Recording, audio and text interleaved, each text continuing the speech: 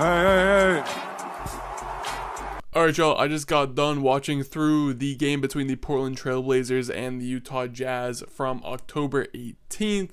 Obviously, the main focus was on Portland's 7th overall pick from the most recent draft, Donovan Clingan. The big man from UConn had a huge breakout performance in this preseason. The last game of the preseason, scored 14 points, had 20 rebounds to go with 4 assists and 4 blocks, all in just 24 minutes of play. Extremely efficient, extremely dominating performance, and it was fun to watch. Now, the obvious downside to talk about right away before we even break down anything is that this Blazers center rotation is so extremely cramped. Obviously, they have DeAndre Ayton, who is pegged to be the starter, mostly because of the fact that he is making a whole bunch of money, and you just can't really bench someone like that in that position. Then you also have Robert Williams, who was traded to them last season, but is always missing time with injuries, and I think right now is still currently injured, or at least recovering from an injury. And then you have Duop Reith, someone who a lot of people don't know about, but was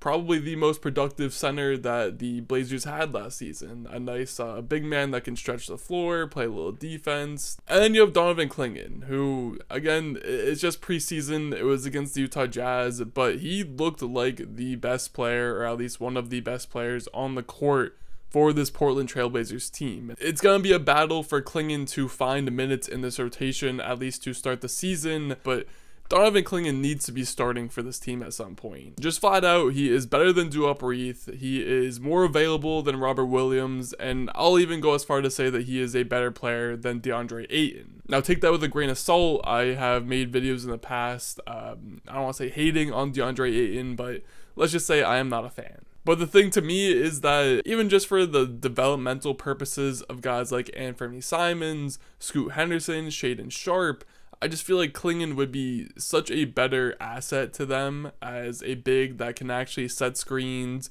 crash the offensive glass, rebound, play defense, and all those things I think will just help those guards develop way better than DeAndre Ayton, who's too busy just trying to get 20 points a night for some reason.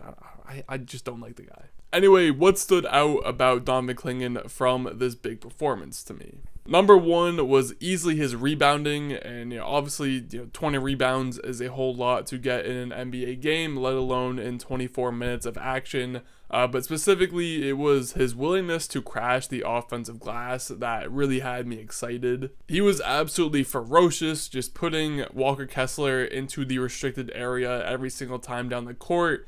And even on plays where he didn't get the offensive rebound, just him putting the pressure on the defense to try and get the offensive rebound is really nice to see. For a couple of years in the late 2010s, traditional big men, especially just traditional centers, were kind of going extinct, so it's been really nice to see a nice influx of really good talented ones. It's nice to see them being repopulated. The point I'm trying to get at is crashing the offensive glass is becoming a little bit of a lost art, and it's something that we saw the New York Knicks use to their agenda very well last season, and it gave them a whole bunch of extra possessions, which is always a good thing. Outside of that, Clingan's rim protection is as advertised. That was obviously one of the big things for him coming into this draft cycle, and it was on full display in this game. Obviously had the 4 blocks, had some really nice strong rejections, either on his man, helping from the weak side, even had one chase down-esque block in transition where he hustled back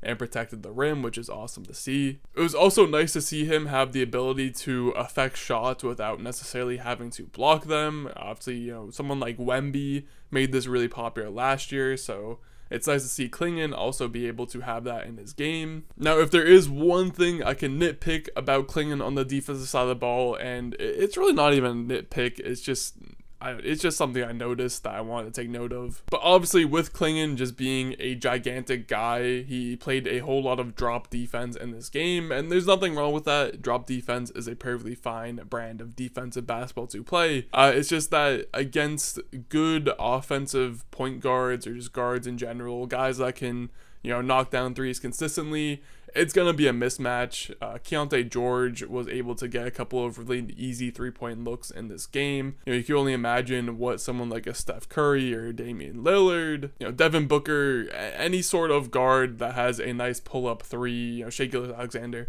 anyone of that sort is going to be able to feast on this mismatch. Again, not a bad thing, just something I wanted to take note of. As for Clingan on the offensive side of the ball, nothing really too crazy when it came to scoring. A lot of just him finishing plays as a roll man, catching lobs. He did have one nice little floater with some nice touch on it that he had. He even did knock down a really long 2 where he had his foot on the 3-point line.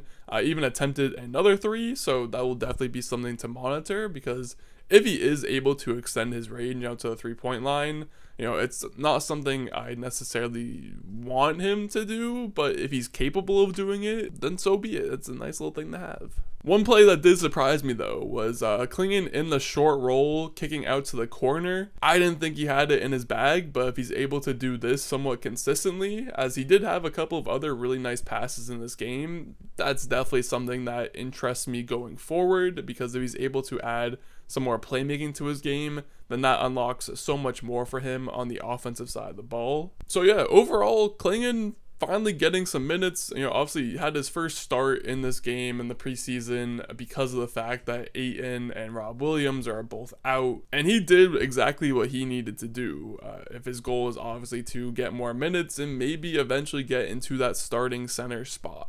Because as of right now, just based on what I've seen from DeAndre Ayton, and again, I know it's a small sample size for Clingan, just, one preseason game, at least that I've watched so far. But I really do think Clingan offers you more on defense. He offers you more as an off-ball offensive threat with his screening abilities and willingness to crash the glass. I just feel like Clingan is, as of now, projecting to be the best center on this Blazers team. And again, I understand why he won't start for them, at least ahead of DeAndre Ayton, because of the whole money and finances situation. But he better be seeing at least 25 minutes a night, at the very least. Some other guys that stood out to me during this game for the Blazers, I'm still on Scoot Henderson Island. I am holding on to my real estate. I will not give it up. He just continues to make really awesome plays that don't show up on the box score, and I know the stats look terrible, but I think the turnaround is coming soon. Also, Toumani Camara was an absolute menace on the defensive side of the ball. He was picking up Keontae George full court and giving him absolute hell, so that was just really fun to watch.